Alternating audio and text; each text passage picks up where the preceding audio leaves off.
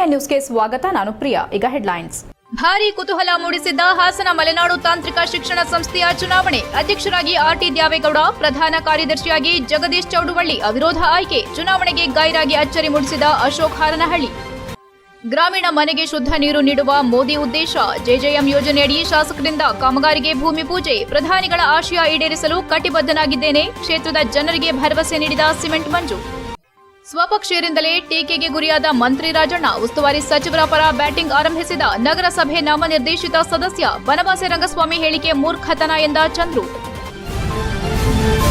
ಭಾರೀ ಕುತೂಹಲ ಮೂಡಿಸಿದ್ದ ರಾಜ್ಯದ ಪ್ರತಿಷ್ಠಿತ ಮಲೆನಾಡು ತಾಂತ್ರಿಕ ಶಿಕ್ಷಣ ಸಂಸ್ಥೆ ಅಧ್ಯಕ್ಷ ಸ್ಥಾನಕ್ಕೆ ಶನಿವಾರ ನಿಗದಿಪಡಿಸಿದ್ದ ಚುನಾವಣೆಯಲ್ಲಿ ಅಧ್ಯಕ್ಷರಾಗಿ ಆರ್ಟಿ ದ್ಯಾವೇಗೌಡ, ಪ್ರಧಾನ ಕಾರ್ಯದರ್ಶಿಯಾಗಿ ಜಗದೀಶ್ ಚೌಡುವಳ್ಳಿ ಅವರನ್ನು ಅವಿರೋಧವಾಗಿ ಆಯ್ಕೆ ಮಾಡಲಾಯಿತು. ಹಾಸನ ನಗರದ ಮಲೆನಾಡು ಇಂಜಿನಿಯರಿಂಗ್ ಕಾಲೇಜು ಆವರಣದಲ್ಲಿ ಸಂಸ್ಥೆ ಅಧ್ಯಕ್ಷ ಸ್ಥಾನದ ಚುನಾವಣೆಯನ್ನ ಜಿಎಲ್ ಮುದ್ದೇಗೌಡರ ಅಧ್ಯಕ್ಷತೆಯಲ್ಲಿ ನಡೆಸಲಾಯಿತು. ಅಧ್ಯಕ್ಷ ಸ್ಥಾನದ ನೇರ ಸ್ಪರ್ಧಿ ಆರ್ಟಿ ದ್ಯಾವೇಗೌಡ ವಿರುದ್ಧ ಯಾವುದೇ ಅಭ್ಯರ್ಥಿ ನಾಮಪತ್ರ ಸಲ್ಲಿಸದ ಹಿನ್ನೆಲೆ ಆರ್ಟಿ ದ್ಯಾವೇಗೌಡರನ್ನ 20 ನಾಮನಿರ್ದೇಶಕರುಗಳ ಸಮ್ಮುಖದಲ್ಲಿ ಅಧ್ಯಕ್ಷರಾಗಿ ಅವಿರೋಧವಾಗಿ ಆಯ್ಕೆ ಮಾಡಲಾಯಿತು. ಸಂಸ್ಥೆಯಲ್ಲಿ 24 ನಿರ್ದೇಶಕರುಗಳಿದ್ದು 4 ಗೈರಾಗಿದ್ದು ಉಳಿದ 20 ನಿರ್ದೇಶಕರು ಆರ್ಟಿ ದ್ಯಾವೇಗೌಡರಿಗೆ ಬೆಂಬಲ ಸೂಚಿಸಿ ಅಧ್ಯಕ್ಷರಾಗಿ ಆಯ್ಕೆ ಮಾಡಿದ್ರು. ಸಂಸ್ಥೆಯ ಪ್ರಧಾನ ಕಾರ್ಯದರ್ಶಿಯಾಗಿ ಜಗದೀಶ್ ಚೌಡುವಳ್ಳಿ, ಉಪಾಧ್ಯಕ್ಷರಾಗಿ ಗುರುದೇವ್, ಚೌಡುವಳ್ಳಿ ಪುಟ್ಟರಾಜು, ಗುರಪ್ಪ, ಖಜಾಂಚಿಯಾದ ಎಚ್ಡಿ ಪಾರ್ಶ್ವನಾಥ್, ಜಂಟಿ ಕಾರ್ಯದರ್ಶಿಯಾಗಿ ಜಿಆರ್ ಶ್ರೀನಿವಾಸ್ ಅವರನ್ನ ಒಮ್ಮತದ ಬೆಂಬಲದೊಂದಿಗೆ ಆಯ್ಕೆ ಮಾಡಲಾಯಿತು. ಮುನ್ನೆಚ್ಚರಿಕಾ ಕ್ರಮವಾಗಿ ಪ್ರತಿ ನಿರ್ದೇಶಕರಿಗೂ ಖಾಸಗಿ ಅಂಗರಕ್ಷಕರನ್ನ ನೇಮಕ ಮಾಡಲಾಗಿತ್ತು. ಆರ್ಟಿ ದ್ಯಾವೇಗೌಡ ಅವಿರೋಧ ಬಣದ ನಿಕಟಪೂರ್ವ ಅಧ್ಯಕ್ಷ ಅಶೋಕ್ ಹಾರನಹಳ್ಳಿ ಅವರು ನಿರ್ದೇಶಕ ಡಾ ಅರವಿಂದ್ ಅವರನ್ನ ಅಧ್ಯಕ್ಷ ಸ್ಥಾನದ ಸ್ಪರ್ಧಿಯೆಂದು ಘೋಷಣೆ ಮಾಡಿದ್ರು. ಆದರೆ ಕೊನೆ ಕ್ಷಣದಲ್ಲಿ ಆದ ಬದಲಾವಣೆಯಿಂದ ಡಾ ಅರವಿಂದ್ ನಾಮಪತ್ರ ಸಲ್ಲಿಸದೆ ಚುನಾವಣಾ ಕಣದಿಂದ ಹಿಂದುಳಿದರು. ಅಧ್ಯಕ್ಷ ಸ್ಥಾನದ ಅಭ್ಯರ್ಥಿಯೆಂದು ಡಾ ಅರವಿಂದ್ ಘೋಷಣೆ ಮಾಡಿದ್ದ ಅಶೋಕ್ ಹಾರನಹಳ್ಳಿ ಸೇರಿದಂತೆ ಅವರ ಬಣದ 4 ನಿರ್ದೇಶಕರು ಚುನಾವಣೆ ಪ್ರಕ್ರಿಯೆಗೆ ಗೈರಾಗಿದ್ರು. ಹೆಚ್ಎಎನ್ ನ್ಯೂಸ್ ಹಾಸನ್. ಬಯಸದೆ ಬಂದು ಭಾಗ್ಯ ಅಂತ ಒಂದು ಸಂದರ್ಭ ನನಗೆ ಒದಗಿ ಬಂದಿದೆ. ಇದಕ್ಕೆ ಕಾರಣ ಇಷ್ಟೇ, ನಮ್ಮ ನಿಕಟಪೂರ್ವ ಅಧ್ಯಕ್ಷರಾದಂಥ ಅಶೋಕ್ ಹಾರನಹಳ್ಳಿಯವರು ನನ್ನನ್ನು ಗೌರವ ಕಾರ್ಯದರ್ಶಿಯಾಗಿ ಸುಮಾರು 12 ವರ್ಷ ಅವರ ನೇತೃತ್ವದಲ್ಲಿ ಕೆಲಸ ಮಾಡಲು ಏನೂ ಮಾಡಿಕೊಟ್ರು. ನನಗೂ ಸಹ ಅವರು ಹೆಚ್ಚಿನ ಜವಾಬ್ದಾರಿಯನ್ನು ಕೊಟ್ಟು ನನಗೆ ಈ ಸಂಸ್ಥೆಯ ಎಲ್ಲ ರೀತಿಯ ಒಂದು ಕುಂದುಕೊರೆಯಾಗಿ ಆಯ್ಕೆಯಾಗಿರ್ತಕ್ಕಂಥ ಎಚ್ಡಿ ಪಾರ್ಶ್ವನಾಥ್ ಅವರೇ, ಜಂಟಿ ಕಾರ್ಯದರ್ಶಿಯಾಗಿ ಆಯ್ಕೆಯಾಗಿರ್ತಕ್ಕಂಥ ಜಿಆರ್ ಶ್ರೀನಿವಾಸ್ ಅವರೇ, ಹಾಗೂ ನಮ್ಮ ಎಲ್ಲರ ಆಯ್ಕೆಗೆ ಸಹಕಾರ ನೀಡಿದಂಥ ಹಿರಿಯರಾದ ಚೌಡಳ್ಳಿ ಪುಟ್ಟರಾಜು ಹಾಗೂ ಗುರುದೇವ ಮತ್ತು ಎಲ್ಲ ನಿರ್ದೇಶಕರ ಮಿತ್ರರೇ, ಈ ಒಂದು ಮಲೆನಾಡು ತಾಂತ್ರಿಕ ಶಿಕ್ಷಣ ಸಂಸ್ಥೆಯ ಚುನಾವಣೆ ಊಹಾಪೋಹಗಳಿಗೆ ಕಾರಣವಾಗಿತ್ತು. ಇಲ್ಲಿ ಆ ಬಣ ಈ ಬಣ ಅಂತಹ ಪತ್ರಿಕೆಗೆ ಕೆಲವರು ಹೆಸರು ಹೇಳದೇ ಇರತಕ್ಕಂಥವರು ಕೆಟ್ಟ ಹೆಸರು ಥರ ರೀತಿಯಲ್ಲಿ ವರ್ತನೆ ಮಾಡಿದರು. ಅದು ಒಳ್ಳೆಯದಲ್ಲ. ಇದು ವಿದ್ಯಾಸಂಸ್ಥೆ. ಈ ವಿದ್ಯಾಸಂಸ್ಥೆಯಲ್ಲಿ ಸಾವಿರಾರು ಮಕ್ಕಳು ವರ್ಷ ಹೊರಗೆ ಹೋಗ್ತಾರೆ, ಒಳಗೆ ಬರ್ತಾರೆ. ನರೇಂದ್ರ ಮೋದಿಜಿಯವರ ಆಶಯದಂತೆ ಗ್ರಾಮೀಣ ಭಾಗದ ಪ್ರತಿ ಮನೆಗೆ ಶುದ್ಧ ಕುಡಿಯುವ ನೀರು ನೀಡಬೇಕೆನ್ನುವ ಉದ್ದೇಶ ಹೊಂದಿದ್ದು ಅದನ್ನು ಈಡೇರಿಸಲು ಕಟಿಬದ್ಧನಾಗಿದ್ದೇನೆ ಎಂದು ಆಲೂರು ಸಕಲೇಶಪುರ ಕ್ಷೇತ್ರದ ಶಾಸಕ ಸಿಮೆಂಟ್ ಮಂಜು ತಿಳಿಸಿದರು. ಅವರು ಆಲೂರು ತಾಲೂಕಿನ ಕೆ ಹೊಸಕೋಟೆ ಹೋಬಳಿ ಹರಿಹಳ್ಳಿ ಗ್ರಾಮದಲ್ಲಿ ಜೆಜೆಎಂ ಯೋಜನೆಯಡಿ ಕಾಮಗಾರಿ ಭೂಮಿ ಪೂಜೆ ನೆರವೇರಿಸಿ ಮಾತನಾಡಿದರು. ಇಂದಿನ ಆಹಾರ ಪದ್ಧತಿಯಿಂದ ಮನುಷ್ಯ ಆರೋಗ್ಯವಾಗಿರಲು ಶುದ್ಧ ನೀರು ಅತ್ಯವಶ್ಯಕವಾಗಿದೆ. ಆದ್ದರಿಂದ ನೆಚ್ಚಿನ ನಾಯಕರಾದ ದೇಶದ ಪ್ರಧಾನಮಂತ್ರಿ ನರೇಂದ್ರ ಮೋದಿಜಿ ಅವರು ದೇಶದ ಪ್ರತಿ ಮನೆ, ಗ್ರಾಮಗಳಿಗೂ ಶುದ್ಧ ನೀರು ಒದಗಿಸುವ ಉದ್ದೇಶದಿಂದ ಜಲಜೀವನ್ ಮಿಷನ್ ಯೋಜನೆ ಜಾರಿಗೆ ತಂದಿದ್ದಾರೆ. ನಾನು ಶಾಸಕನಾದ ದಿನದಿಂದಲೂ ಅವರ ಆದರ್ಶಗಳನ್ನು ಮೈಗೂಡಿಸಿಕೊಂಡು ಸರ್ಕಾರದಿಂದ ಬರುವಂತಹ ಎಲ್ಲಾ ರೀತಿ ಮೂಲಭೂತ ಸೌಕರ್ಯಗಳನ್ನು ಒದಗಿಸುವುದರ ಜೊತೆಗೆ ಕ್ಷೇತ್ರದ ಪ್ರತಿ ಮನೆ, ಗ್ರಾಮಗಳಿಗೂ ಶುದ್ಧ ನೀರು ಒದಗಿಸುವಲ್ಲಿ ಪ್ರಾಮಾಣಿಕ ಕಾರ್ಯ ನಿರ್ವಹಿಸುತ್ತಿದ್ದೇನೆ. ಕೆ ಹೊಸಕೋಟೆ ಹೋಬಳಿ ಹರಿಹಳ್ಳ, ಹೆಚ್ಆರ್ಪಿ ಕಾಲೋನಿ, ಕಟ್ಟೆಗದ್ದೆ, ಕೆಂಚಮ್ಮನವರ ದೇವಸ್ಥಾನ, ಒಡ್ಡರದಿಣ್ಣೆ, ನಾಗಾವರ, ಹಳೆ ಗ್ರಾಮ ಸೇರಿದಂತೆ ಒಟ್ಟು 209 ಮನೆಗಳಿಗೆ ನಲ್ಲಿ ಅಳವಡಿಸಿ ಶುದ್ಧ ನೀರು ನೀಡಬೇಕು ಎನ್ನುವ ಉದ್ದೇಶದಿಂದ ಕಾಮಗಾರಿಗೆ ಭೂಮಿ ಪೂಜೆ ನೆರವೇರಿಸಲಾಗಿದೆ. ಆದಷ್ಟು ಬೇಗ ಗುತ್ತಿಗೆದಾರರು ಉತ್ತಮ ಗುಣಮಟ್ಟದ ಕಾಮಗಾರಿ ಮಾಡುವ ಮೂಲಕ ಜನಸಾಮಾನ್ಯರಿಗೆ ಅನುಕೂಲ ಮಾಡಿಕೊಡಬೇಕು. ಗ್ರಾಮಸ್ಥರು ಇದರ ಉಪಯೋಗಗಳನ್ನು ಸದುಪಯೋಗ ಪಡಿಸಿಕೊಳ್ಳಬೇಕು ಎಂದರು. ಶ್ರೀ ಕೆಂಚಾಂಬ ಟ್ರಸ್ಟ್ ಅಧ್ಯಕ್ಷ ಗೋಪಾಲ್ ಮಾತನಾಡಿ, ಶಾಸಕರಿಗೆ ಬಾಳುಪೇಟೆಯಿಂದ ಮಾಗಲು ರಸ್ತೆವರೆಗೆ ಗುಂಡಿ ಬಿದ್ದು ತಿರುಗಾಡದಂತಹ ಪರಿಸ್ಥಿತಿ ನಿರ್ಮಾಣವಾಗಿತ್ತು. ಈ ಭಾಗದ ಜನರು ಸರ್ಕಾರದ ವಿರುದ್ಧ ಆಕ್ರೋಶ ವ್ಯಕ್ತಪಡಿಸಿದ್ರು. ಜನರ ಆಕ್ರೋಶಕ್ಕೆ ಸ್ಪಂದಿಸಿದ ಶಾಸಕರು ರಾಜ್ಯ ಸರ್ಕಾರದ ಗಮನ ಸೆಳೆಯುವುದರ ಜೊತೆಗೆ ಕೇಂದ್ರ ಸಾರಿಗೆ ಸಚಿವ ನಿತಿನ್ ಗಡ್ಕರಿ ಅವರನ್ನ ಭೇಟಿ ಮಾಡಿ ಬಾಳುಪೇಟೆಯಿಂದ ಮಾಗಲು ರಸ್ತೆವರೆಗೆ ದುರಸ್ತಿ ಹಾಗೂ ತಾಲೂಕಿನ ಕೆಲವು ರಸ್ತೆಗಳ ಕಾಮಗಾರಿ ಬಗ್ಗೆ ಗಮನ ಸೆಳೆದಿದ್ದು, ಕಾಮಗಾರಿ ಪ್ರಕ್ರಿಯೆ ಪ್ರಾರಂಭವಾಗಿದೆ. ಈ ಭಾಗದ ಜನರ ಪರವಾಗಿ ಶಾಸಕ ಸಿಮೆಂಟ್ ಮಂಜು ಅವರಿಗೆ ಅಭಿನಂದನೆ ಸಲ್ಲಿಸುವುದಾಗಿ ತಿಳಿಸಿದರು. ಕಾರ್ಯಕ್ರಮದಲ್ಲಿ ಶ್ರೀ ಕೆಂಚಾಂಬ ದೇವಾಲಯದ ಟ್ರಸ್ಟ್ ಅಧ್ಯಕ್ಷ ರಘು ಹರಿಹಳ್ಳಿ, ಮಲ್ಲಾಪುರ ಗ್ರಾಮ ಪಂಚಾಯಿತಿ ಮಾಜಿ ಸದಸ್ಯ ಚಂದ್ರಶೇಖರ್, ಬಿಜೆಪಿ ಮುಖಂಡರಾದ ನಂದಕುಮಾರ್, ಸಿದ್ದಬಸವೇಗೌಡ ಹಾಡ್ಯ, ಅಶೋಕ್ ಹರಿಹಳ್ಳಿ, ಪ್ರಸಾದ್ ಹೊಸಕೋಟೆ, ರಾಜು ಹಾಗೂ ಗ್ರಾಮಸ್ಥರು ಉಪಸ್ಥಿತರಿದ್ದರು. HCN news Aluru. ಹಲವಾರು ವರ್ಷಗಳಿಂದ ಶುದ್ಧ ಕುಡಿಯುವ ನೀರನ್ನು ಕೊಡಬೇಕು ಅಂತಕ್ಕಂಥ ಇಚ್ಛೆ ನಮ್ಮಲ್ಲೂ ಕೂಡ ಇತ್ತು. ನಾನು ಶಾಸಕನಾದ ನಂತರದಲ್ಲಿ ಖಂಡಿತವಾಗ್ಲೂ ಕೂಡ ಪ್ರತಿ ಮನೆಗೆ ಶುದ್ಧ ಕುಡಿಯುವ ನೀರನ್ನು ಕೊಡಬೇಕು ಅಂತಕ್ಕಂಥ ಉದ್ದೇಶದಿಂದ ಸುಮಾರು 1,14,43,000 ರೂಪಾಯಿ ಕಾಮಗಾರಿ ಇದು ಟೋಟಲು. ಇದು ಟೋಟಲ್ ಎಷ್ಟು ಹಳ್ಳಿ ಕವರ್ ಆಗುತ್ತೆ ಅಂದರೆ ಹರಿಹಳ್ಳಿ HRP ಕಾಲೋನಿ, ಕಡೆಗದ್ದೆ, ಕೆಂಚಮ್ಮ ದೇವಸ್ಥಾನ, ಒಡ್ರದಿಂಡೆ ಮತ್ತು ನಾಗವರ ಹಳೆ ಗ್ರಾಮ, ಎಷ್ಟಲ್ಲೇನ್ರಿ? ಇಷ್ಟು ಗ್ರಾಮಗಳು ಸುಮಾರು 209 ಮನೆಗೆ ಪ್ರತಿ ಮನೆಗೂ ಕೂಡ ನಲ್ಲಿ ಹಾಕಿ ಶುದ್ಧ ನೀರನ್ನ ಕೊಡ್ತಕ್ಕಂಥ ಕಾಮಗಾರಿ. ಸೊ ನಮ್ಮೆಲ್ಲರ ಆಸೆ ಏನು ಅಂದರೆ ಮೊಟ್ಟ ಮೊದಲನೇದಾಗಿ ಮೂಲಭೂತ ಸೌಕರ್ಯ ಅಂದರೆ ಹಾಸನ ಜಿಲ್ಲಾ ಉಸ್ತುವಾರಿ ಸಚಿವರು 4-5 ಬಾರಿ ಶಾಸಕರಾಗಿ ನೇರ ನುಡಿಯವರಂತಹ ನಿರಂತರವಾಗಿ ಜಿಲ್ಲೆಯಲ್ಲಿ ಎಲ್ಲರ ಸಂಪರ್ಕ ಹೊಂದಿದ್ದಾರೆ. ಇಂತಹ ಉತ್ತಮ ಉಸ್ತುವಾರಿ ಸಚಿವರ ಬಗ್ಗೆ ಮಾತನಾಡಲು ವಿಧಾನಸಭೆಯ ಪರಾಜಿತ ಅಭ್ಯರ್ಥಿ ರಂಗಸ್ವಾಮಿ ಎಂಬ ವ್ಯಕ್ತಿಗೆ ಯಾವ ನೈತಿಕತೆ ಇದೆ ಎಂದು ಕಾಂಗ್ರೆಸ್ ಮುಖಂಡ ಚಂದ್ರು ಪ್ರಶ್ನೆ ಮಾಡಿದರು. ಹಾಸನದಲ್ಲಿ ಮಾತನಾಡಿ, ಹಾಸನ ವಿಧಾನಸಭಾ ಕ್ಷೇತ್ರದ ಕಾಂಗ್ರೆಸ್ ಪರಾಜಿತ ಅಭ್ಯರ್ಥಿ ಬನವಾಸಿ ರಂಗಸ್ವಾಮಿ ಹಾಸನ ಜಿಲ್ಲಾ ಉಸ್ತುವಾರಿ ಸಚಿವರಾದ ಕೆಎನ್ ರಾಜಣ್ಣ ಅವರ ಮೇಲೆ ಪತ್ರಿಕಾಗೋಷ್ಠಿ ನಡೆಸಿ ಇವರನ್ನ ಜಿಲ್ಲಾ ಉಸ್ತುವಾರಿ ಸಚಿವ ಸ್ಥಾನದಿಂದ ತೆಗೆಯಬೇಕೆಂದು ಹೇಳಿಕೆ ನೀಡಿದ್ದಾರೆ. ಇದು ಇವರ ಮೂರ್ಖತನ. ಜಿಲ್ಲಾ ಉಸ್ತುವಾರಿ ಸಚಿವರು ಜಿಲ್ಲೆಗೆ ಬರುತ್ತಿಲ್ಲ, ಕಾಂಗ್ರೆಸ್ ಕಾರ್ಯಕರ್ತರ ಸಮಸ್ಯೆ ಕೇಳುತ್ತಿಲ್ಲ, ಯಾವುದೇ ಅಭಿವೃದ್ಧಿ ಕಾರ್ಯ ನಡೆಸುತ್ತಿಲ್ಲ ಎಂದು ಆಪಾದನೆ ಮಾಡಿದ್ದಾರೆ. ಆದರೆ ಬನವಾಸಿ ರಂಗಸ್ವಾಮಿ ವಿಧಾನಸಭಾ ಚುನಾವಣೆಯಲ್ಲಿ 4,300 ಮತ ಪಡೆದು ಠೇವಣಿಯನ್ನ ಸಹ ಪಡೆಯದೆ ಈಗ ಎಲ್ಲಿದ್ದಾರೆ ಮತ್ತು ಹಾಸನ ವಿಧಾನಸಭಾ ಕ್ಷೇತ್ರದ ಯಾವ ಕಾರ್ಯಕರ್ತರ ಮತ್ತು ಗ್ರಾಮಾಂತರದಲ್ಲಿರುವ ಮತ್ತು ನಗರದ ಜನರ ಕುಂದುಕೊರತೆಯನ್ನ ಕೇಳಿದ್ದಾರೆ ಮತ್ತು ಇವರು ಎಷ್ಟು ಕಾರ್ಯಕರ್ತರ ಸಭೆಗಳನ್ನ ಮಾಡಿದ್ದಾರೆ ಹಾಗೂ ಎಷ್ಟು ಕಾರ್ಯಕರ್ತರ ಬಗ್ಗೆ ಜಿಲ್ಲಾ ಉಸ್ತುವಾರಿ ಸಚಿವರ ಬಳಿ ಹೋಗಿ ಸಮಸ್ಯೆ ಪರಿಹರಿಸಿದ್ದಾರೆ. ಇವರು ಉಸ್ತುವಾರಿ ಸಚಿವರ ಬಳಿಯೂ ಹೋಗಿಲ್ಲ, ಕಾರ್ಯಕರ್ತರನ್ನು ಸಭೆಗೆ ಆಹ್ವಾನಿಸದೆ ಸುಮ್ಮನೆ ಉಸ್ತುವಾರಿ ಸಚಿವರ ಬಗ್ಗೆ ಮಾತನಾಡಲು ಯಾವ ನೈತಿಕತೆ ಇದೆ ಎಂದರು. ಹಾಸನ ವಿಧಾನಸಭಾ ಕ್ಷೇತ್ರದಲ್ಲಿ 116 ಬೂತ್ಗಳಿಗೆ ಏಜೆಂಟ್ ಫಾರಂಗಳನ್ನು ನೀಡಿದ ವ್ಯಕ್ತಿ, ಒಂದು ಗ್ರಾಮ ಪಂಚಾಯಿತಿ ಮತ್ತು ಸೊಸೈಟಿ ಚುನಾವಣೆಗೆ ನಿಲ್ಲದ ವ್ಯಕ್ತಿಗೆ ಉಸ್ತುವಾರಿ ಸಚಿವರ ಬಗ್ಗೆ ಮಾತನಾಡಲು ನೈತಿಕತೆ ಇದೆಯಾ ಎಂದರು. ಎತ್ತಿನಹೊಳೆ ಸಮಗ್ರ ಕುಡಿಯುವ ನೀರಿನ ಯೋಜನೆಯನ್ನ ಮುಖ್ಯಮಂತ್ರಿಗಳು, ಉಪಮುಖ್ಯಮಂತ್ರಿಗಳು ಹಾಗೂ ಎಲ್ಲ ಸಚಿವರುಗಳನ್ನ ಜಿಲ್ಲೆಗೆ ಕರೆಸಿ ಉದ್ಘಾಟನೆ ಮಾಡಿಸಿ ರೈತರಿಗೆ ನೀರು ಬಿಡಿಸುವ ಕೆಲಸ ಮಾಡಿದ ವ್ಯಕ್ತಿ, ಹಾಸನ ನಗರಸಭೆಯನ್ನ ಮೇಲ್ದರ್ಜೆಗೇರಿಸಿ ಮಹಾನಗರ ಪಾಲಿಕೆಗೆ ಅನುಮೋದನೆ ನೀಡಿಸಿದ ವ್ಯಕ್ತಿ, ಹಾಸನ ಜಿಲ್ಲಾ ಉಸ್ತುವಾರಿ ಸಚಿವರ ಮೇಲೆ ಸುಖಾಸುಮ್ಮನೆ ದೂರು ಹೇಳಲಾಗುತ್ತಿದೆ ಎಂದು ಆಕ್ರೋಶ ವ್ಯಕ್ತಪಡಿಸಿದರು. ಕಾಂಗ್ರೆಸ್ ಮುಖಂಡರಾದ ಆರಿಫ್, ರಾಘವೇಂದ್ರ, ಜಗದೀಶ್, ಅಸ್ಲಾಂ ಪಾಷಾ, ರಾಮೇಗೌಡ ಇತರರು ಉಪಸ್ಥಿತರಿದ್ದರು. HCN news Hassan. ನಿನ್ನೆ ನಮ್ಮ ಹಾಸನ ವಿಧಾನಸಭಾ ಕ್ಷೇತ್ರದ 2003ರ ಅಭ್ಯರ್ಥಿಯಾಗಿದ್ದಂಥ ಬನವಾಸಿ ರಂಗಸ್ವಾಮಿಯವರು ಮಾನ್ಯ ಹಾಸನ ಜಿಲ್ಲಾ ಉಸ್ತುವಾರಿ ಸಚಿವರು, ಸಹಕಾರ ಸಚಿವರಾದಂಥ ರಾಜಣ್ಣ ಅವರ ಬಗ್ಗೆ ಒಂದು ಪತ್ರಿಕಾಗೋಷ್ಠಿಯನ್ನು ಮಾಡಿರ್ತಾರೆ. ಆ ಪತ್ರಿಕಾಗೋಷ್ಠಿಯಲ್ಲಿ ಅವರು ಕಾರ್ಯಕರ್ತರಿಗೆ ಸ್ಪಂದಿಸ್ತಾ ಇಲ್ಲ, ಅವರು ಯಾವುದೇ ರೀತಿ ಜಿಲ್ಲೆಗೆ ಬರ್ತಾ ಇಲ್ಲ, ಅವರನ್ನು ಈ ಕೂಡಲೇ ಉಸ್ತುವಾರಿ ಸ್ಥಾನದಿಂದ ತೆಗೆದುಹಾಕಬೇಕು, ಅವರನ್ನು ವಜಾ ಮಾಡಬೇಕು ಅಂಥೇಳಿ ಪತ್ರಿಕಾಗೋಷ್ಠಿಯಲ್ಲಿ ಮಾತಾಡಿದ್ದಾರೆ. ನಾನು ಅವ್ರಿಗೆ ಕೇಳಲಿಕ್ಕೆ ಬಯಸ್ತೀನಿ, ನೀವು ಅವ್ರ ಹತ್ರ ಎಷ್ಟು ಬಾರಿ ಹೋಗಿ ಈ ತಾಲೂಕಿನ ಸಮಸ್ಯೆನ ಹೇಳ್ಕೊಂಡಿದ್ದೀರಾ ಅನ್ನೋದನ್ನ ಕಾರ್ಯಕರ್ತರ ಮುಂದೆ ಇವತ್ತಾರು ನೀವು ಚರ್ಚೆ ಮಾಡಿದ್ದೀರಾ? ಇವತ್ತವರೆಗೂ ಒಂದೇ ಒಂದು ದಿವಸ ನೀವು ಕಾರ್ಯಕರ್ತರ ಮುಂದೆ ಚರ್ಚೆ ಮಾಡಿಲ್ಲ. ಸಚಿವರು ಬಂದಂಥ ಸಮಯದಲ್ಲೂ ಸಹ ನೀವು ಕಾರ್ಯಕರ್ತರ ಮುಂದೆ ಯಾವುದೇ ವಿಚಾರನ. HCN ನ್ಯೂಸ್ನಲ್ಲಿ ಈಗೊಂದು ಪುಟ್ಟ ಬ್ರೇಕ್.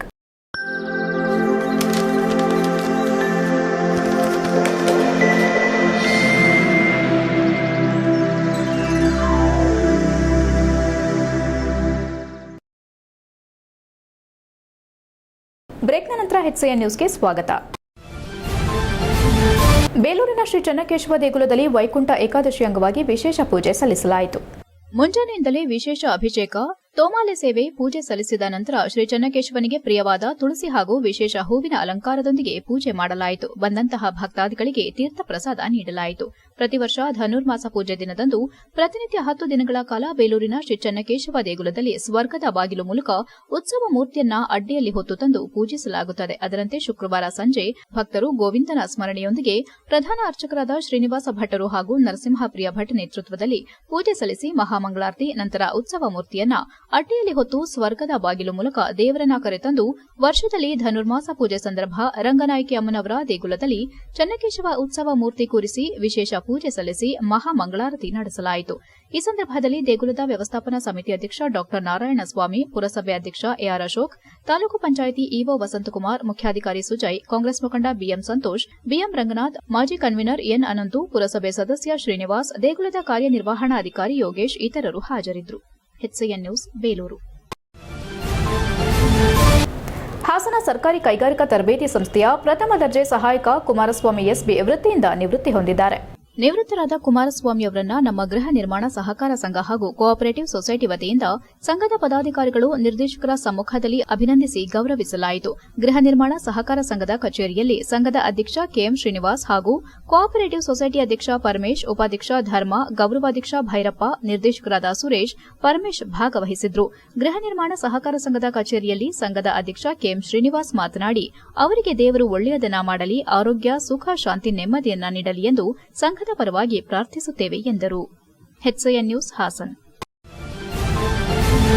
ಮಕ್ಕಳ ಸಾಮರ್ಥ್ಯಕ್ಕೆ ಅನುಗುಣವಾಗಿ ಅವರ ಸರ್ವತೋಮುಖ ಅಭಿವೃದ್ಧಿಗೆ ಪೂರಕವಾದ ವಾತಾವರಣ ಸೃಷ್ಟಿಸುವ ನಿಟ್ಟಿನಲ್ಲಿ ಶಿಕ್ಷಕ ವೃಂದ ಹಾಗೂ ಪೋಷಕರ ವರ್ಗ ಶ್ರಮಿಸಬೇಕೆಂದು ಜಿಲ್ಲಾ ಎಪಿಎಂಸಿ ಮಾಜಿ ಅಧ್ಯಕ್ಷ ಹಾಗೂ ಹಿರಿಯ ನಾಗರಿಕ ಹೋರಾಟ ಸಮಿತಿ ತಾಲೂಕು ಅಧ್ಯಕ್ಷ ಕೆಎಸ್ ಮಂಜೇಗೌಡ ತಿಳಿಸಿದರು. ಅವರು ಭೈರಾಪುರ ಗ್ರಾಮದ ಎಸ್ವಿ ಪಬ್ಲಿಕ್ ಶಾಲೆಯಲ್ಲಿ ಆಯೋಜಿಸಿದ್ದ 12ನೇ ವರ್ಷದ ವಾರ್ಷಿಕೋತ್ಸವ ಕಾರ್ಯಕ್ರಮ ಉದ್ಘಾಟಿಸಿ ಮಾತನಾಡಿದರು. ಶಾಲೆಯು ಮಕ್ಕಳ ಸರ್ವತೋಮುಖ ಬೆಳವಣಿಗೆಗೆ ತನ್ನದೇ ಆದ ವಿಶಿಷ್ಟ ಕೊಡುಗೆ ನೀಡುತ್ತಾ ಬಂದಿದೆ. ಸ್ಪರ್ಧಾತ್ಮಕ ಜಗತ್ತಿನಲ್ಲಿ ಸಾಧನೆಗೆ ಅವಿರತ ಶ್ರಮಿಸಬೇಕು. ದೂರದರ್ಶನ, ಮೊಬೈಲ್ಗಳು ಮಕ್ಕಳ ಮನಸ್ಸನ್ನ ಆಕ್ರಮಿಸಿಕೊಂಡಿವೆ. ಅವುಗಳನ್ನು ದಾಟಿ ಯಶಸ್ಸಿಗೆ ವಿದ್ಯಾರ್ಥಿಗಳು ಶ್ರಮಿಸಬೇಕು. ಇದರಲ್ಲಿ ಪೋಷಕರ ಜವಾಬ್ದಾರಿಯೂ ಇದೆ. ವಿದ್ಯಾರ್ಥಿಗಳು ವಿದ್ಯೆ ಕಲಿಸಿದ ಗುರು ಹಿರಿಯರು, ಹೆತ್ತ ತಂದೆ ತಾಯಂದಿರಿಗೆ ಗೌರವ ಕೊಡೋದನ್ನ ಮೊದಲು ರೂಢಿಸಿಕೊಳ್ಳಬೇಕು. ಆಗ ಮಾತ್ರ ನಿಮ್ಮ ಜೀವನ ಸಾರ್ಥಕವಾಗುತ್ತದೆ. ವಿದ್ಯಾರ್ಥಿ ಜೀವನದಲ್ಲಿ ಪಡುವ ಶ್ರಮ ನಿಮಗೆ ದಾರಿದೀಪವಾಗಲಿದೆ. ಖಾಸಗಿ ಶಾಲೆ ಕಟ್ಟಿ ಬೆಳೆಸೋದು ಅಷ್ಟು ಸುಲಭವಲ್ಲ. ಅದರ ಅನುಭವ ನಮಗೂ ಆಗಿದೆ. ಗಿರೀಶ್ ದಂಪತಿಗಳು ಮೊದಲು ಶಾಲೆ ತೆರೆಯೋ ಸಂದರ್ಭ ಇದು ಕಷ್ಟದ ಕೆಲಸ ಎಂದು ಹೇಳಿದ್ದೆ. ಆದರೆ ಎಲ್ಲವನ್ನೂ ಮೀರಿ ಎಲ್ಲರನ್ನೂ ವಿಶ್ವಾಸಕ್ಕೆ ಪಡೆದು ದಿನದಿಂದ ದಿನಕ್ಕೆ ದೊಡ್ಡದಾಗಿ ಶಾಲೆ ದೊಡ್ಡ ಮಟ್ಟಕ್ಕೆ ಬೆಳೆಯುತ್ತಿದೆ. ಶಾಲೆ ಅಭಿವೃದ್ಧಿಗೆ ಎಲ್ಲ ರೀತಿ ಸಹಕಾರ ನೀಡಲಾಗುವುದು ಎಂದರು. ಕದಾಳು ಗ್ರಾಮ ಅಧ್ಯಕ್ಷ ತಿಮ್ಮೇಗೌಡ ಮಾತನಾಡಿ, ಮಕ್ಕಳಿಗೆ ಪಠ್ಯಕ್ರಮ ಎಷ್ಟು ಮುಖ್ಯವೋ ಪಠ್ಯೇತರ ಚಟುವಟಿಕೆ ಅಷ್ಟೇ ಮುಖ್ಯ. ಪ್ರತಿಯೊಬ್ಬ ವಿದ್ಯಾರ್ಥಿಗಳು ಶಿಕ್ಷಣದೊಂದಿಗೆ ಕ್ರೀಡೆ, ಸಾಂಸ್ಕೃತಿಕ ಚಟುವಟಿಕೆಗಳಲ್ಲಿ ಪಾಲ್ಗೊಳ್ಳಬೇಕು. ಉತ್ತಮ ಶಿಕ್ಷಣದೊಂದಿಗೆ ಉತ್ತಮ ಆರೋಗ್ಯ ಹೊಂದುವಂತೆ ನೋಡಿಕೊಳ್ಳೋದರ ಜೊತೆಗೆ ಎಸ್ವಿ ಪಬ್ಲಿಕ್ ಶಾಲೆಗೆ ಹೆಸರು ತರುವಂತಹ ಕೆಲಸ ಮಾಡಬೇಕು ಎಂದರು. ಎಸ್ವಿ ಪಬ್ಲಿಕ್ ಶಾಲೆ ಮುಖ್ಯಸ್ಥ ಗಿರೀಶ್ ಮಾತನಾಡಿ, ಗುರು ಹಿರಿಯರ ಸಹಕಾರದಿಂದ ಸುಮಾರು 12 ವರ್ಷಗಳಿಂದ ಶಾಲೆ ನಡೆಯುತ್ತಿದ್ದು, ವಿದ್ಯಾರ್ಥಿಗಳಿಗೆ ಪಠ್ಯದ ಜೊತೆ ಪಠ್ಯೇತರ ಚಟುವಟಿಕೆ ನಡೆಸುವ ಮೂಲಕ ಪೋಷಕರು ಹಾಗೂ ಜನಸಾಮಾನ್ಯರ ಪ್ರೀತಿ ಪಾತ್ರರಾಗಿ ಕೆಲಸ ಮಾಡಲಾಗುತ್ತಿದೆ. ತಾಲೂಕಿನ ಜನರು ಶಾಲಾಭಿವೃದ್ಧಿಗೆ ಇದೇ ರೀತಿ ಸಹಕಾರ ನೀಡಬೇಕೆಂದು ಮನವಿ ಮಾಡಿದರು. ಕಾರ್ಯಕ್ರಮದಲ್ಲಿ ಭೈರಾಪುರ ಗ್ರಾಮ ಪಂಚಾಯಿತಿ ಅಧ್ಯಕ್ಷೆ ಹೇಮಾ ಮಂಜೇಗೌಡ, ಉಪಾಧ್ಯಕ್ಷೆ ಸವಿತಾ ರಂಗಸ್ವಾಮಿ, ಕದಾಳು ಗ್ರಾಮ ಪಂಚಾಯಿತಿ ಅಧ್ಯಕ್ಷ ಕಾಂತರಾಜ್, ಜೆಡಿಎಸ್ ಮುಖಂಡರಾದ ಮಂಜೇಗೌಡ, ಅವಿನಾಶ್, ಅಂಗಡಿ ಮಾಲೀಕ ಮಂಜಣ್ಣ, ರವಿ, ಜೆಸಿಬಿ, ಬಿಕೆ ಗಿರೀಶ್, ಉದಾರಗೌಡ, ಶಾಲಾ ಆಡಳಿತ ವರ್ಗ ಸೇರಿದಂತೆ ಹಲವು ಮುಖಂಡರು ಹಾಗೂ ಭೈರಾಪುರ ಮತ್ತು ಸುತ್ತಮುತ್ತಲಿನ ಗ್ರಾಮಸ್ಥರು ಉಪಸ್ಥಿತರಿದ್ದರು. HCN news Aluru. HCN ನ್ಯೂಸ್ನಲ್ಲಿ ಈಗೊಂದು ಪುಟ್ಟ ಬ್ರೇಕ್. ಹಾಸನದಲ್ಲಿ 28 ವರ್ಷಗಳಿಂದ ಜನತೆಗೆ ಅತ್ಯುತ್ತಮವಾದ ವೈದ್ಯಕೀಯ ಸೇವೆಯನ್ನು ನೀಡುತ್ತಿರುವ Hemavathi multi speciality hospital Hassan. ನಮ್ಮಲ್ಲಿ ದಿನದ 24 ಗಂಟೆಯೂ ಆಕ್ಸಿಡೆಂಟಲ್ ಇಂಜುರೀಸ್ ಮತ್ತು ಎಮರ್ಜೆನ್ಸಿ ಸರ್ವಿಸ್ಗಳನ್ನು ಹೊಂದಿದೆ. ಹೇಮಾವತಿ ಆಸ್ಪತ್ರೆಯ ಡಾಕ್ಟರ್ ನಿಖಿಲ್ ಆರ್ ಭಟ್ ರವರು ಎಂಎಸ್ ಆರ್ಥೋಪೆಡಿಕ್ನಲ್ಲಿ ಚಿನ್ನದ ಪದಕ ಪಡೆದು ಸಿಂಗಾಪುರ್ ಜನರಲ್ ಹಾಸ್ಪಿಟಲ್ನಲ್ಲಿ ಫೆಲೋಶಿಪ್ ಇನ್ ಜಾಯಿಂಟ್ ರಿಪ್ಲೇಸ್ಮೆಂಟ್ ಸರ್ಜರಿಯ ಪದವಿ ಪಡೆದು ಸೇವೆಯನ್ನ ಸಲ್ಲಿಸಿರುತ್ತಾರೆ.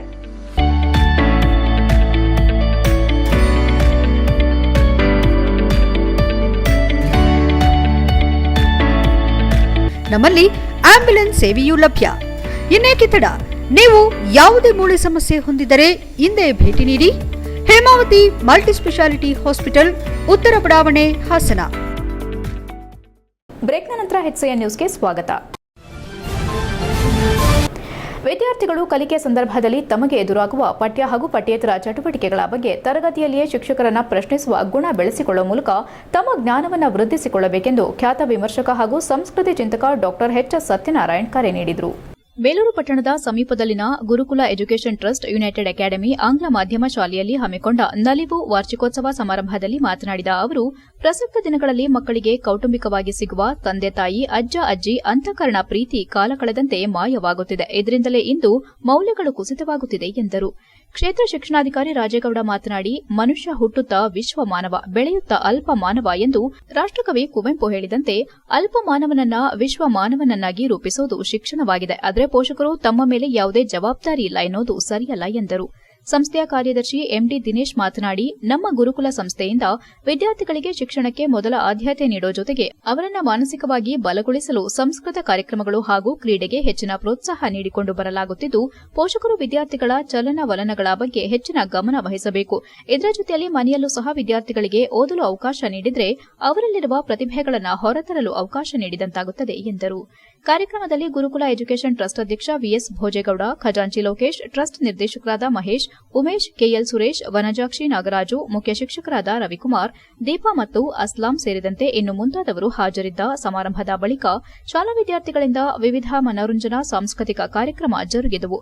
ಇದರ ಜೊತೆಯಲ್ಲಿ ಉತ್ತರ ಕರ್ನಾಟಕದ ಶೈಲಿಯ ಮಲ್ಲಗಂಬ ಮೂಲಕ ವಿದ್ಯಾರ್ಥಿಗಳು ನಡೆಸಿದ ನೃತ್ಯ ನಿಜಕ್ಕೂ ಸಾರ್ವಜನಿಕರಲ್ಲಿ ಹಾಗೂ ಪೋಷಕರಲ್ಲಿ ಮೆಚ್ಚುಗೆಗೆ ಪಾತ್ರವಾಯಿತು. HCN news, Belur. No, it's not like that.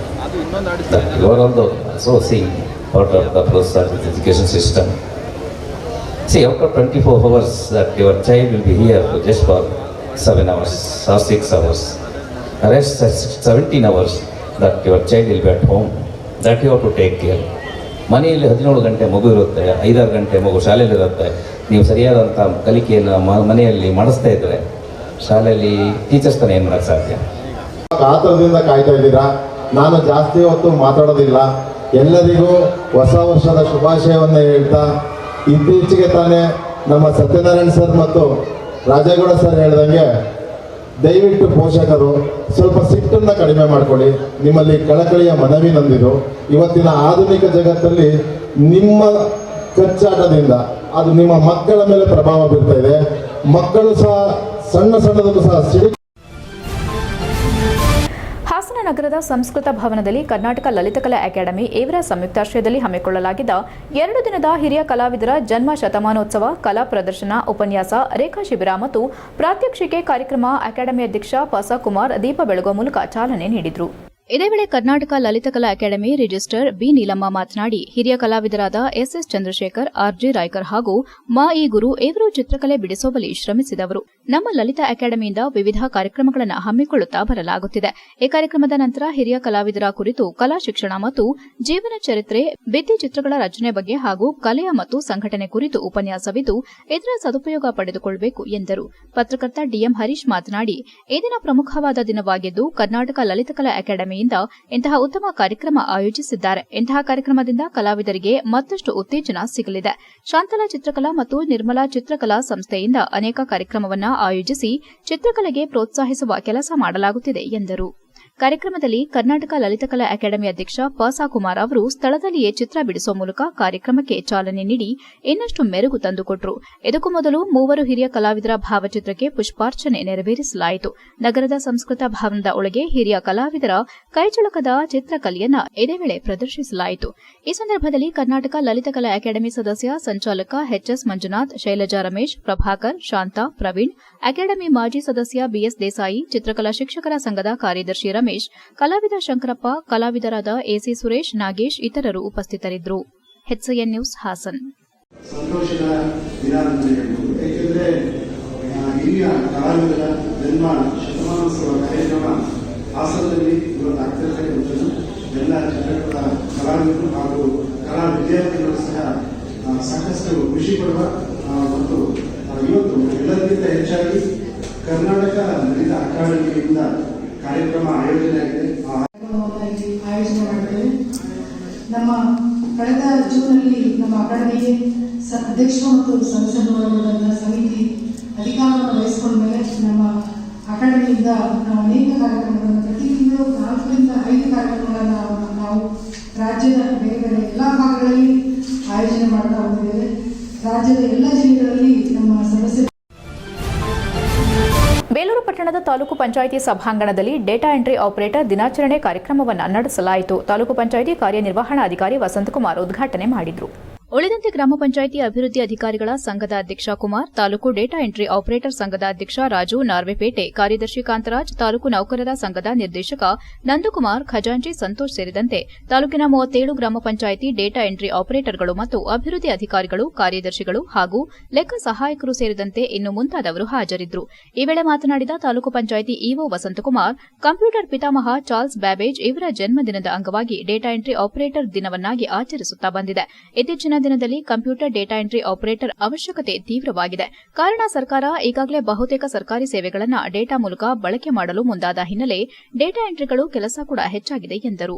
Taluk data entry operator ಸಂಘದ ಅಧ್ಯಕ್ಷ ನಾರ್ವೆ ರಾಜು ಮಾತನಾಡಿ, ಸರ್ಕಾರ ಯೋಜನೆಗಳನ್ನು ಡೇಟಾ ಎಂಟ್ರಿಗಳು ಪ್ರಾಮಾಣಿಕವಾಗಿ ನೀಡುತ್ತಾ ಬಂದಿದೆ. ಅಲ್ಲದೆ ನಮಗಳ ಬೇಡಿಕೆಯನ್ನ ಕೂಡ ಸರ್ಕಾರಕ್ಕೆ ಮನವಿ ಸಲ್ಲಿಸಿದೆ. ಪ್ರಮುಖವಾಗಿ ಇಂಟರ್ನೆಟ್ ಸಮಸ್ಯೆ ಅಧಿಕವಾದ ಹಿನ್ನೆಲೆ ಕೆಲಸ ವಿಳಂಬವಾಗುತ್ತಿದೆ. ಈ ಬಗ್ಗೆ ಸಂಬಂಧಪಟ್ಟವರು ಗಮನ ನೀಡಬೇಕು ಎಂದರು. ಈ ವೇಳೆ ಪಂಚಾಯತ್ ರಾಜ್ ಅಭಿವೃದ್ಧಿ ಇಲಾಖೆಯ ಸಂಘದ ಅಧ್ಯಕ್ಷ ಕುಮಾರ್, ಕಾರ್ಯದರ್ಶಿ ಸಂತೋಷ್, ಯಶವಂತ್, ಬಸವರಾಜ್, ಶಿವಕುಮಾರ್, ಶಿವರಾಜು, ನೂತನ್, ಸುನಿಲ್ ಸೇರಿದಂತೆ ಇನ್ನು ಮುಂತಾದವರು ಹಾಜರಿದ್ದರು.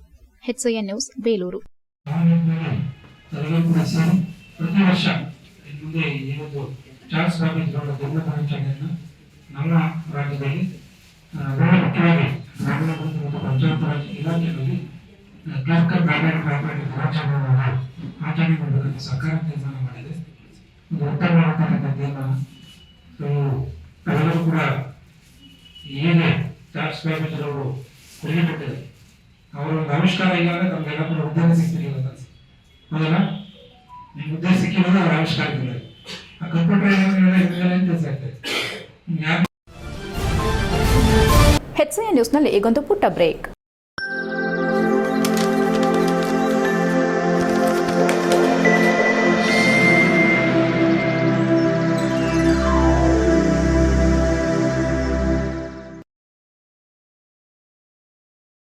ಬ್ರೇಕ್ನ ನಂತರ HCN ನ್ಯೂಸ್ಗೆ ಸ್ವಾಗತ.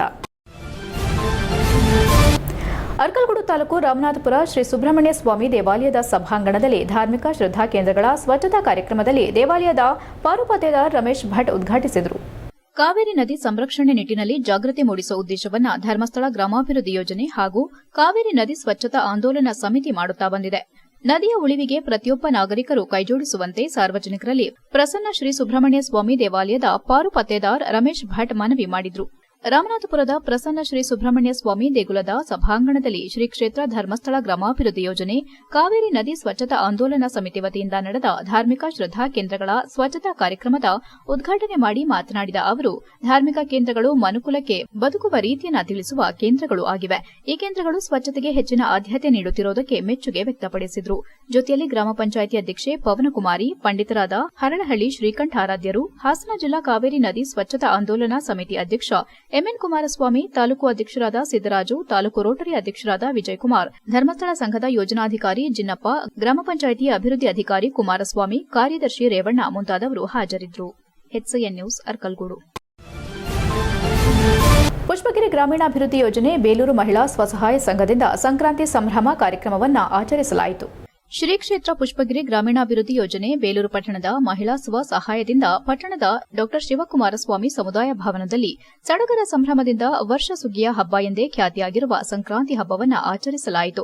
ಈ ವೇಳೆ ಪುಷ್ಪಗಿರಿ ಸಂಸ್ಥೆಯ ಹಾಸನ ಜಿಲ್ಲಾ ಯೋಜನಾಧಿಕಾರಿ ವಿನುತಾ ಧನಂಜಯ್ ಮತ್ತು ಪ್ರತಿನಿಧಿಗಳಾದ ವಿಜಯಲಕ್ಷ್ಮಿ ಹಾಗೂ ದಾಕ್ಷಾಯಿನಿ ಸೇರಿದಂತೆ ಇನ್ನು ಮುಂತಾದವರು ಹಾಜರಿದ್ದರು. ಸಂಕ್ರಾಂತಿ ಹಬ್ಬ ಎಂದರೆ ಇಲ್ಲಿ ಸಾಕಷ್ಟು ಸಂಭ್ರಮ, ಖುಷಿ ಇರಲೇಬೇಕು. ಕಾರಣ ಪ್ರತಿಯೊಂದು ಹಬ್ಬ ಹರಿದಿನಗಳಿಗೆ ವಿಶೇಷ ಮಹತ್ವ ಇದ್ದಂತೆ ಸಂಕ್ರಾಂತಿಗೆ ಅತ್ಯಂತ ವಿಶೇಷವಾದ ಹಿನ್ನೆಲೆ ಹೊಂದಿರುವ ನಿಟ್ಟಿನಲ್ಲಿ ಇಲ್ಲಿನ ಪುಷ್ಪಗಿರಿ ಮಹಿಳಾ ಸ್ವಸಹಾಯ ಸಂಘದವರು ಪುಷ್ಪಗಿರಿ ಜಗದ್ಗುರುಗಳ ಆಶೀರ್ವಾದದೊಂದಿಗೆ ಸಂಕ್ರಾಂತಿ ಹಬ್ಬಕ್ಕೂ ಮುನ್ನವೇ ಆಚರಿಸಲಾಯಿತು.